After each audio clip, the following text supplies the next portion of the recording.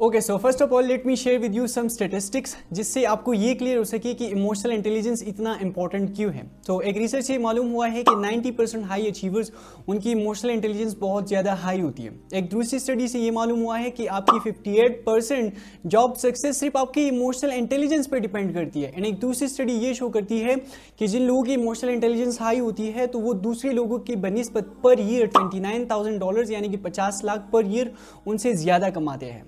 So emotional intelligence is really important if you want to become a successful entrepreneur, business owner or employee। और आप चाहते हो कि आपके अपनी टीम मेंबर्स और अपने फैमिली मेंबर्स के साथ अच्छी रिलेशनशिप हो, तो उसके लिए आपकी इमोशनल इंटेलिजेंस का हाई होना बहुत ज्यादा जरूरी है। तो आपको इमोशनल इंटेलिजेंस की इंपॉर्टेंस समझ आ गई होगी। अब आपके जहन में दो सवाल रहते हैं कि उस्मान ये बता कि इमोशनल इंटेलिजेंस आखिर कहती किसी है, क्योंकि जब हमें पता होगा कि इमोशनल इंटेलिजेंस कहती किसी है तभी तो हम इमोशनल इंटेलिजेंट बन पाएंगे ना। तो हम सबसे पहले डिस्कस करेंगे व्हाट इज इमोशनल इंटेलिजेंस और फिर हम 5 ऐसे तरीकों के बारे में बात करेंगे जिससे आप अपनी इमोशनल इंटेलिजेंस को बहुत ज्यादा बढ़ा सकते हो। सो let's discuss part 1, what is emotional intelligence. तो इमोशनल इंटेलिजेंस को समझने के लिए हम इसको 3 पार्ट्स में डिवाइड करेंगे। Number 1, emotional intelligence is the ability to recognise your own emotions, कि आप अपनी खुद की इमोशंस को पहचान सको। यार मैं गुस्सा हूँ, नाराज हूँ, उदास हूँ, एक्साइटेड हूँ।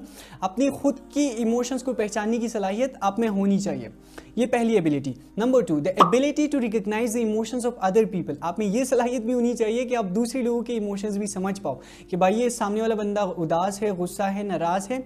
सो आप में ये सलाहियत भी होनी चाहिए। And number 3, the capacity to manage your emotions so they don't have any impact on your behaviours, कि अपनी उन इमोशंस को फिर आप इस तरीके से मैनेज भी कर पाओ कि उसका आपके बिहेवियर के ऊपर कोई असर ना हो। फॉर एग्जाम्पल, आपके अंदर इमोशंस गुस्से के भरे हुए हैं, but if you don't know how to manage those emotions, तो आप अगर मान लो गर्म से आप गुस्सा गए ऑफिस, तो वहां पे अपने टीम मेंबर्स पे गुस्सा होने लग जाओगे, या ऑफिस में कुछ बुरा हो गया तो घर जाके अपनी फैमिली मेंबर्स पे गुस्सा होने लग जाओगे, because you don't know how to manage these emotions. So ये इमोशनल इंटेलिजेंट बनने के लिए आपके अंदर ये 3 क्वालिटीज होनी चाहिए: ability to recognise your own emotions, ability to recognise the emotions of other people, and the capacity to manage your emotions so that they don't have any impact on your behaviour. So I hope कि आपको clearly समझ आ गया होगा what is emotional intelligence. अब बात करते हैं 5 ऐसे तरीकों के बारे में जिससे आप अपनी इमोशनल इंटेलिजेंस को बहुत ज्यादा बढ़ा सकते हो। Okay, so let's discuss tip number 1, try to understand the reason for your emotion. अपनी इमोशन की रीजन के बारे में जानने की कोशिश करो। कि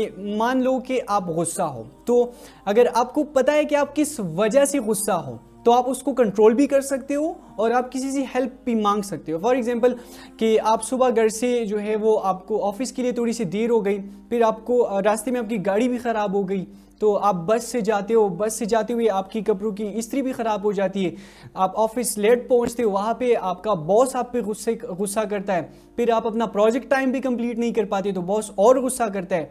ये पूरा दिन इतना ख़राब गुजरने की वजह से जब आप घर आते हो तो अब आप ना आपके अंदर गुस्से की इमोशंस फूट फूट के भरे हुए हैं।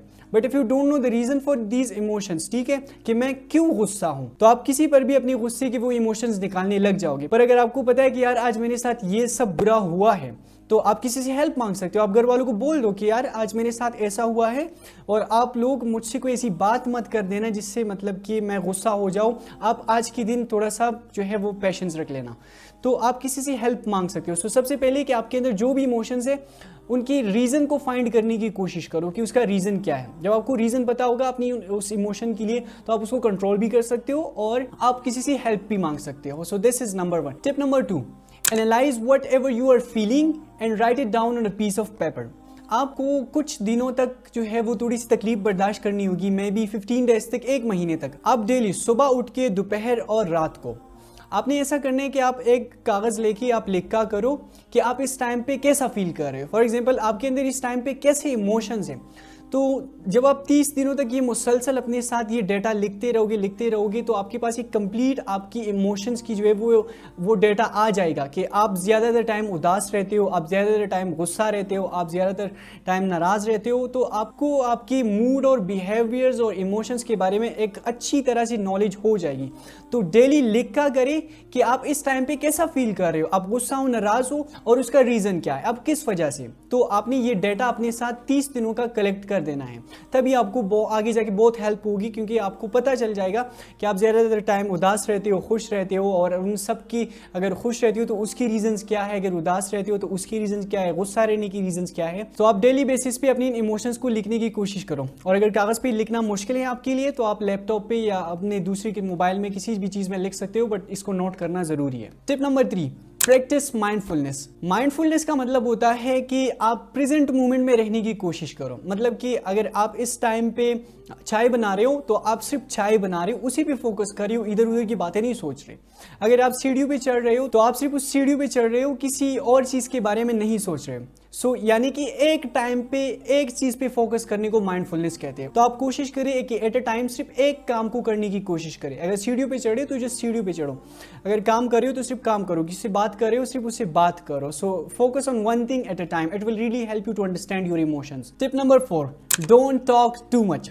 हम सबकी एक बहुत बड़ी प्रॉब्लम ये है कि हम किसी से बात कर रहे हैं ना, तो हमारी कोशिश होती है कि सिर्फ हम ही बोलते रहे, वो सामने वाला बंदा सिर्फ हमारी बातें सुनता रहे। तो इस चक्कर में होता ये है कि हम सामने वाली की इमोशंस को नहीं समझ पाते। हम बस इस चक्कर में होते हैं कि अब मैं इससे नेक्स्ट क्या बोलूं, हम अपनी उस माइंड में वो सब गैदर करने में लगे हो। तो आप कोशिश करिए कि आप कन्वर्सेशन में सिर्फ 20% ही बोले और 80% आप सुने, सामने वाले बंदे को ऑब्जर्व करें।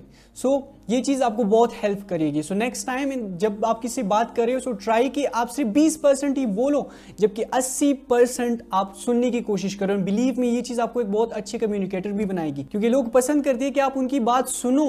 हर कोई पसंद करते हैं कि आप उसकी बात सुनो, लेकिन हमारी बहुत बड़ी प्रॉब्लम ये है कि हम सिर्फ लोगों को सुनाना चाहते हैं, सुनने के लिए हम तैयार नहीं है। So always try to listen, don't talk too much. Tip number 5, listen to understand, not to reply.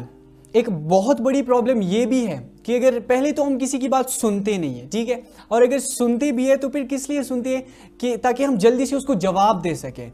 But हम ये नहीं करते कि हम उसकी बात को पहले समझ सके कि भाई वो कहना क्या चाहता है। तो आप ध्यान रखें कि जो बंदा आपसे कुछ बोल रहा है तो आप उसको इसलिए नहीं सुने कि मुझे उसको जवाब देना है, आप उसकी बात को समझने की कोशिश करें। भाई उसके इमोशंस को समझने की कोशिश करो। उसने ये बात बोली है, उसने क्यों बोला, वो इस टाइम पे कैसा फील करे, क्या वो गुस्सा है, उसने गुस्से से ऐसा बोला है, क्या वो खुश है, उसने खुशी से ऐसा बोला है। तो आप उसके इमोशंस को समझने की कोशिश करो। So remember this point, let listen to understand, not to reply. So these tips will really help you to understand your own emotions, the emotions of other people, and you will have the capacity to manage your emotions so that they don't have any impact on your behaviors। अब अगर आपको ये जानना है कि सिर्फ कुछ ही steps में अपनी कम्युनिकेशन स्किल्स को कैसे इंप्रूव करना है तो उसके लिए राइट वाली वीडियो देखो। और अगर आपको ये जानना है कि आप डिस्ट्रैक्शंस को अवॉइड करके प्रोडक्टिवली काम कैसे करना है तो उसकी लेफ्ट वाली वीडियो देखो। और ऐसी वीडियोस देखने के लिए चैनल को सब्सक्राइब कर दो।